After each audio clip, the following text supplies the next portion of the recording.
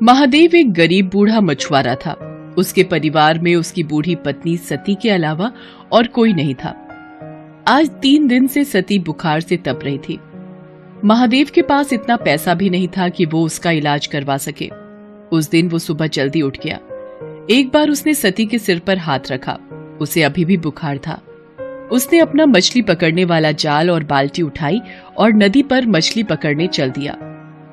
नदी के किनारे पहुंचकर उसने अपना जाल डाल दिया और मछली के फंसने का इंतजार करने लगा। वहां एक और मछुआरा छगन भी अपनी नाव पर बीच नदी में मछली मार रहा था। महादेव को देखकर छगन बोला, अरे बाबा, किनारे बैठने से बड़ी मछली नहीं मिलेगी। नदी के थोड़ा अंदर आओ तो हो सकता है कि कोई बड़ी मछली फंस जाए है? नहीं बेटा, ना तो मेरे पास नाव है और न शरीर में ताकत जो मैं नदी में जाकर मछली पकड़ सकूं। अब सब कुछ भगवान के ऊपर है। उन्होंने चाहा तो मुझे बड़ी मछली जरूर मिलेगी। छगन ताने मारता हुआ बोला, तो फिर बैठे रहो घाट को पकड़ के। भगवान तुम्हारे लिए लाल परी मछली भेजेंगे। लाल परी एक बहुत ही नायाब मछली होती है जिसकी कीमत लाखों में होती है। ऐसी मछली किसी भाग्यवान को ही मिलती है। एक बार जिसे लाल परी मिल जाती है उसकी किस्मत ही चमक जाती है। खैर, महादेव ने छगन की बातों पर कोई ध्यान नहीं दिया और काफी देर इंतजार करने के बाद अपना जाल खींचा। उसका जाल भारी लग रहा था। लगता है कोई बड़ी मछली फंसी है। मगर जैसे ही उसने जाल बाहर खींचा उसका सारा जोश ठंडा पड़ गया। जाल में मछली तो क्या, एक घोंघा भी नहीं फंसा था। उसकी जगह उसमें ढेर सारा कचरा जैसे प्लास्टिक की बोतलें, सड़े पुराने जूते और चप्पल फंसे थे। ये देखकर छगन जोर से ठहाका लगाकर हंस पड़ा और बोला, अरे वाह बाबा वाह, है बहुत बड़ा खजाना हाथ लग गया है तुम्हारे। इसी तरह रोज खजाना मिलता रहा तो एक दिन तुम जल्दी ही रईस बन जाओगे। महादेव ने फिर उसकी बात पर कोई ध्यान नहीं दिया, बस मन ही मन बोला, हे भगवान, कैसे लोग हैं तुम्हारी दुनिया के। जो नदी हमें पीने को पानी और खाना देती है उसमें लोग न जाने क्या क्या गंदगी डाल देते हैं। इतना सोचकर उसने फिर से जाल डाला। इस बार उसके जाल में थोड़ी सी छोटी मछलियां फंस गई। लगातार मेहनत करने से महादेव का बूढ़ा शरीर थक गया था, इसलिए जो मछलियां फंसी थीं उन्हें समेटकर महादेव बाजार चल पड़ा। दिन भर महादेव ग्राहकों का इंतजार करता रहा, मगर छोटी मछलियां होने के कारण उससे मछली खरीदने कोई नहीं आया। बाकी के मछुआरे बड़ी बड़ी मछलियां पकड़ कर लाए थे। उनकी सारी मछलियां देखते ही देखते बिक गई। हे भगवान, शाम होने को आई है। अब तो बाजार भी उठने लगा है। एक भी ग्राहक नहीं आया। सोचा था थोड़ा सा पैसा आ जाएगा तो सत्ती के लिए खाना और दवाइयां लेता जाऊंगा। बेचारी बुखार से तड़प रही है। अभी महादेव ये सोच ही रहा था कि वहां एक आदमी आया और उससे बोला, बाबा, ये मछलियां कितने की हैं? बेटा, ये हैं तो 200 रुपए की, मगर मैं तुम्हें 150 में दे दूंगा। 150 तो महंगा है। मैं तो इनके केवल 100 रुपए दे सकता हूं। वैसे भी बाजार बंद होने वाला है। अब कोई तुम्हारी मछलियां खरीदने से तो रहा, इससे पहले कि ये सब सड़ जाएं, इन्हें तुम मुझे 100 रुपए में दे दो। मरता क्या न करता। आखिर महादेव को 100 रुपयों में उसे सारी मछलियां देनी पड़ी। बाजार भी तब तक उठ चुका था। महादेव ने अपनी दुकान समेटी और वहां से घर चल दिया। अभी वो बाजार से निकल भी नहीं पाया था कि उसके कानों में एक आवाज आई, बाबा, इस कंगले की भी सुनते जाना। 3 दिन से कुछ नहीं खाया बाबा। दया करो बाबा, मुझ पर दया करो। महादेव ने मुड़कर देखा। एक अंधा अपाहिज सड़क के किनारे पड़ा कराह रहा था। उसकी दोनों आंखें खराब थीं और दोनों पैर भी बेजान थे, जैसे 2 सूखे डंठल हों। महादेव को उस पर दया आ गई। उसने अपनी फटी हुई चादर उस अपाहिज को ओढ़ा दी और पास की एक दुकान से थोड़ा सा खाने का सामान लाकर उस अपाहिज को देता हुआ बोला, अब लो, खा लो। तुमने मुझ अपाहिज पर इतनी दया दिखाई। तुम कौन हो बाबा? महादेव उसे अपने बारे में बताता है। तब अपाहिज अपनी झोली से कुछ दाने निकालकर उसे देते हुए कहता है, तुमने बिना किसी स्वार्थ के एक कंगले की मदद की है बाबा। भगवान तुम्हें इसका फल जरूर देगा। लो ये दाने रख लो। कल जाल डालने से पहले इन दानों को नदी में छिड़क देना। महादेव ने दाने लेकर अपने पास रखे और अपनी फटी चादर उस अपाहिज को अच्छी तरह उड़ाकर वहां से घर चला आया। घर पहुंचने पर उसने देखा कि सती की तबीयत अब कुछ ठीक थी। ये देखकर महादेव को थोड़ी राहत मिली। उसने खाना बनाना शुरू किया। उसने अपने लिए थोड़ी सी मछलियां बचा कर रखी थी। उन मछलियों के साथ उसने आज खरीदे हुए थोड़े से चावल और आलू बनाए और सती को खिलाया। सती को खिलाकर सुलाने के बाद जैसे ही वो खाने बैठा, तभी वहां गांव का कुत्ता कालू आ गया। कालू को देखते ही महादेव के चेहरे पर मुस्कान तैर गई। वो कालू को पुचकारते हुए बोला, क्यों कालू बेटा, भूख लगी है? ठहर, अभी तुझे खाना देता हूँ। इसके बाद महादेव ने अपने बचे हुए खाने में से एक हिस्सा कालू के सामने डाल दिया। एक अरसे से महादेव ऐसा ही करता रहा था। वो जब भी खाने बैठता तब कालू वहां आता और महादेव कालू के साथ मिलावट कर खाना खाता। खाना खाकर कालू वहां से चला गया और महादेव भी भगवान का नाम लेकर सो गया। अगली सुबह वो फिर अपना जाल लेकर मछली पकड़ने चल दिया। नदी किनारे पहुंचकर उसे उन दानों की याद आई जो कल अपाहिज ने उसे दिए थे। उसने उन दानों को नदी में बिखेर दिया और फिर वहां अपना जाल डाल दिया। अभी थोड़ी ही देर हुए थे कि अचानक लगा जैसे जाल में कोई भारी चीज फंसी है। महादेव जाल को खींचने लगा, मगर बूढ़ा होने के कारण उससे जाल खींचा नहीं जा रहा था। जैसे तैसे काफी देर की मेहनत के बाद उसने जाल बाहर निकाला। जाल को देखते ही उसकी आंखें चौंधी आ गई। जाल में एक बड़ी सी लाल परी मछली फंसी थी। छगन मछुआरा भी ये सब देख रहा था। लाल परी को देखते ही उसकी आंखें आश्चर्य से फट पड़ी। उसने मन ही मन सोचा, अरे बाप रे, इतनी बड़ी लाल परी है? अगर ये मुझे मिल जाए तो हफ्ते भर की कमाई एक ही दिन में हो जाए। इस बुढ़े से किसी भी तरह ये मछली छीन लेनी चाहिए। उधर छगन की दुष्टता से अनजान महादेव किसी तरह उस मछली को उठाकर वहां से जा रहा था। तभी उसे एक तेज धक्का लगा और वो बुरी तरह जमीन पर गिर पड़ा। मछली भी उसके हाथ से छूट गई। उसे छगन ने धक्का दिया था। उसके गिरते ही छगन तेजी से लाल परी को उठाकर भागा। महादेव चिल्लाया, अरे अरे चोर चोर, पकड़ो पकड़ो, वो मेरी मछली लेकर भागा जा रहा है, कोई पकड़ो उसे।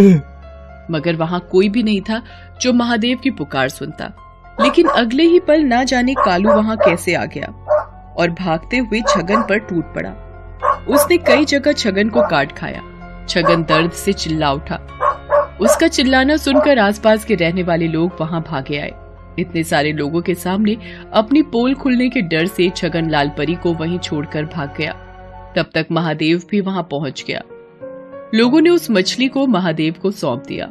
मछली बहुत बड़ी है, इसे काटकर इसका थोड़ा सा हिस्सा मैं अपने लिए भी रख लूं तो भी बाकी हिस्सों की बाजार में अच्छी कीमत मिल जाएगी मुझे।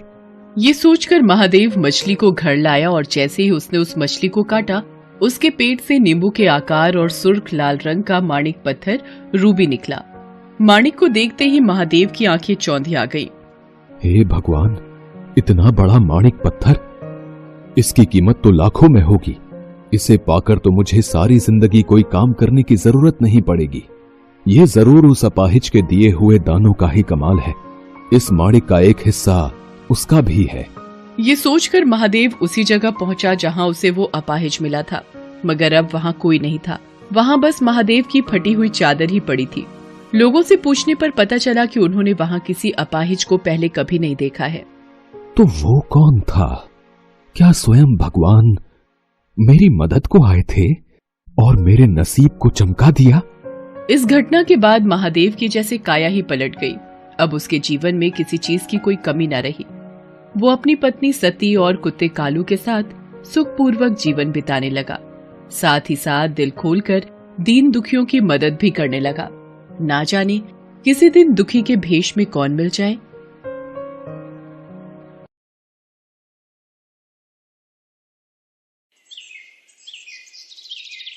एक बार नारद मुनि के मन में एक प्रश्न उठा, तो वो उसका उत्तर जानने के लिए ब्रह्मा जी के पास जाते हैं। प्रणाम ब्रह्मा जी। आओ नारद, कैसे आना हुआ? नारायण नारायण। ब्रह्मदेव, मैं आज आपके पास एक प्रश्न पूछने आया हूँ। क्या नसीब का भी कोई खेल होता है? क्या मनुष्य के नसीब का भी कोई महत्व होता है? बिल्कुल देवर्षि नारद, मनुष्य का नसीब उसका भूतकाल, वर्तमान काल और भविष्य काल तीनों में ही महत्व रखता है। वो कैसे ब्रह्मदेव? कृपया विस्तार से बताइए। देवर्षि नारद, इसके लिए मैं आपको एक कथा सुनाता हूँ। सोहन नगर में दयानंद नाम के एक बहुत बड़े ज्योतिष रहा करते थे। उनके पास ऐसी विद्या शक्ति थी कि वो सबका भविष्य पढ़कर बता देते थे।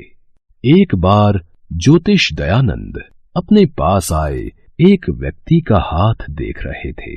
तब दयानंद का 8 साल का पुत्र वहीं पास में खड़ा था। व्यक्ति के जाने के बाद वो अपने पिता से बोला, पिताजी, मैं भी अपना नसीब देखना चाहता हूँ। क्या आप मेरा भी भाग्य पढ़कर बता सकते हो? पुत्र गोपाल, अभी तुम बहुत छोटे हो।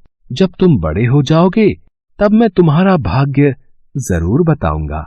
जाओ, अभी तुम जाकर खेलो। गोपाल के जाने के बाद दयानंद सोचने लगा, कहीं न कहीं गोपाल ने सही बात बोली है। जब मैं सबका भविष्य बता सकता हूं तो क्यों ना अपने बेटे गोपाल का भविष्य भी देख लूं। ज्योतिषी दयानंद आंखें बंद करते हैं और अपने पुत्र गोपाल का आने वाला भविष्य देखने लगते हैं, पर उसे कुछ ऐसा दिखाई देता है जिसे देखकर वो चौंक जाते हैं। अब ये मैंने क्या देख लिया? ऐसा नहीं हो सकता। मेरे इकलौते पुत्र का विवाह एक भिखारी की कन्या के साथ होगा। ये कदापि नहीं हो सकता। मैं ऐसा कभी नहीं होने दूंगा। मैं भाग्य देख सकता हूँ तो मैं भाग्य को बदल भी सकता हूँ। मैं अपने पुत्र का आने वाला नसीब ही बदल दूंगा। उसके पश्चात क्या हुआ ब्रह्मदेव? जब ज्योतिषी दयानंद ने अपने पुत्र का भाग्य देखा तो वो एक पल भी बिना देर किए उस गरीब के घर पहुंचा। दयानंद जानता था कि उस गरीब मजदूर के घर पहले ही 5 कन्याओं का जन्म हो चुका है और अब एक और कन्या ने जन्म लिया है। मैंने आपको पहचाना नहीं। आप कौन हैं? तुम मुझे नहीं जानते, पर मैं तुम्हें अच्छी तरह जानता हूँ। तुम बहुत दुखी और लाचार हो। आप बिल्कुल सही कह रहे हैं। मेरे घर में पहले ही 5 बच्चे थे, अब एक और कन्या ने जन्म लिया है। मैं अपने बच्चों का पालन पोषण कैसे करूं, इसी दुविधा में हूँ। मैं अकेला कितना कमा लूंगा। अगर मुझे किसी की मदद मिल जाती तो बड़ा उपकार होता। इसीलिए मैं तुम्हारे पास आया हूँ। मैं तुम्हारी मदद करना चाहता हूँ। मैं चाहता हूँ मैं तुम्हारी सहायता करूँ तो थोड़ा पुण्य मैं भी कमा लूं। मेरा इकलौता बेटा है, पर मेरी कोई कन्या नहीं है। इसलिए मैं तुम्हारी कन्या को गोद लेना चाहता हूँ, जिससे तुम्हारी परेशानी भी हल हो जाएगी और मेरी भी। मेरे पास धन दौलत संपत्ति की कोई कमी नहीं है। तुम्हारी कन्या मेरे घर राज करेगी। तुम मुझे अपनी कन्या दे दो, मैं उसे बेटी की तरह पालूंगा। दयानंद ने गरीब की मजबूरी का फायदा उठाया और गरीब बेचारा भी क्या करता, उसके पास इतना खाने को नहीं था कि वो अपने सभी बच्चों का पालन पोषण कर सके। वो तो यही चाहता था कि उसकी कन्या अगर किसी अमीर घर में जाएगी तो उसे सब ऐशो आराम मिलेंगे। इसलिए उस गरीब ने अपनी कन्या को दयानंद को देना ही उचित समझा। आपने तो मेरी मुश्किल आसान कर दी। मेरी कन्या इतने बड़े घर में रहेगी तो मेरे ऊपर भी तो बहुत उपकार होगा। यहाँ रहेगी तो गरीबी में भूखी प्यासी मर जाएगी, पर आपके यहाँ उसका अच्छे से लालन पालन होगा। मैं अभी अपनी कन्या को लेकर आता हूँ। उसके पश्चात उस गरीब मजदूर ने अपनी कन्या को इस आस में कि वो एक अमीर घर में खुश रहेगी दयानंद को सौंप दिया। पर दयानंद के मन में तो कुछ और ही पाप पनप रहा था। वो उस कन्या को लेकर एक तालाब पर पहुंचा। मैं इस कन्या को अपने घर की बहू कभी नहीं बनने दूंगा। मेरे होते हुए ये हरगिज नहीं होगा। मैं अपने बेटे का भाग्य पलट के रख दूंगा। नारायण नारायण, मेरा तो हृदय बैठा जा रहा है ब्रह्मदेव, अति शीघ्र बताइए। उसके पश्चात उस दयानंद ने मासूम कन्या का क्या किया? दयानंद ने अपने पुत्र का भाग्य पलटने के लिए उस कन्या को तालाब में फेंक दिया और वहां से हंसता हुआ वापस चला गया। पर ये कहावत भी सही है कि जिसको राखे साइयां मार सके न कोई। उस तालाब में कमल के पुष्प थे, उन्हीं में से एक कमल का पुष्प तालाब में बह रहा था। कन्या तैरती हुई उस पुष्प के ऊपर आ जाती है और पुष्प के साथ ही बहने लगती है। तभी तालाब में एक मछुआरा मछलियां पकड़ने आता है। अरे ये कमल के फूल के ऊपर क्या है? इतना छोटा बच्चा, ये किसने बेरहमी से इस तालाब में फेंक दिया? ये तो रो रहा है, मैं इसे घर ले जाता हूँ। पता नहीं कैसे माता पिता हैं जो अपने बच्चों को पैदा करके फेंक देते हैं। इतना सुंदर और मासूम बच्चा है, इसे घर ले जाता हूँ। भगवान, मेरी भी कोई संतान नहीं है, इसे आपका आशीर्वाद समझकर मैं ही इसे पाल पोस कर बड़ा करूंगा। और फिर वो मछुआरा उस बच्चे को अपने घर ले जाता है। ऐसे ही समय करवट लेता है और 20 साल बीत जाते हैं। दयानंद का पुत्र गोपाल अब बड़ा हो गया था। चलते चलते प्यास लग रही है, प्यास से गला भी सूख रहा है। वो सामने झोपड़ी दिखाई दे रही है, एक बार वहां चलकर पूछता हूँ, शायद पीने का पानी मिल जाए। सुनिए, कोई है? जी कहिए, मैं आपकी क्या सेवा कर सकती हूँ? कितनी सुंदर कन्या है, इसके चेहरे से तो मेरी नजरें ही नहीं हट रही हैं। बोलिए, क्या चाहिए? जी, मुझे पीने का थोड़ा पानी मिल सकता है? आप यहीं रुकिए, मैं अभी पानी लेकर आती हूँ। आपका नाम क्या है? जी, मेरा नाम सुनंदा है। सुनंदा, अगर तुम मेरी एक बात का बुरा ना मानो तो एक ही नजर में मानो मुझे तुमसे प्रेम हो गया है। अगर तुम चाहो तो मैं तुम्हें पत्नी का दर्जा देकर तुमसे विवाह करना चाहता हूँ। पर बेटा, हम लोग तो बहुत गरीब हैं। तुम मेरी कन्या के साथ विवाह करोगे तो तुम्हारे परिवार वालों को कोई आपत्ति तो नहीं होगी ना? मैं आपके आशीर्वाद से इसी समय विवाह करके सुनंदा को अपनी पत्नी बनाकर ले जाऊंगा। मेरे होते हुए सुनंदा को किसी बात की कोई तकलीफ नहीं होगी। और फिर मछुआरे ने अपनी कन्या का विवाह गोपाल के साथ कर दिया। जब सुनंदा को लेकर घर पहुंचा तो दयानंद उसे देखकर बहुत गुस्से में आ गया। गोपाल, तू विवाह करके आ गया और ये किसे ले आया है? इस लड़की के परिवार के बारे में कुछ भी अता पता किए बिना तूने इतना बड़ा कदम कैसे उठा लिया? पिताजी, सुनंदा के पिताजी ने मुझे विवाह से पूर्व सब कुछ सच सच बता दिया था। इनकी यही बात मुझे बहुत पसंद आई। मैं कुछ समझा नहीं, तुम कहना क्या चाहते हो? आखिर ये लड़की है कौन? मेरे पिताजी एक मछुआरे हैं जिन्होंने मुझे पाल पोस कर बड़ा किया। आज से 20 साल पहले मैं उन्हें एक तालाब में सफेद कपड़े में कमल के फूल पर तैरती हुई मिली थी। उसके पश्चात उन्होंने मेरी जान बचाई और मुझे अपनी बेटी बनाकर मेरा पालन पोषण किया। ये लड़की क्या कह रही है? ये तो वही लड़की है जिसे आज से 20 साल पहले मैंने ही सफेद कपड़े में लपेटकर तालाब में फेंका था। सर्वनाश, ये सब क्या हो गया?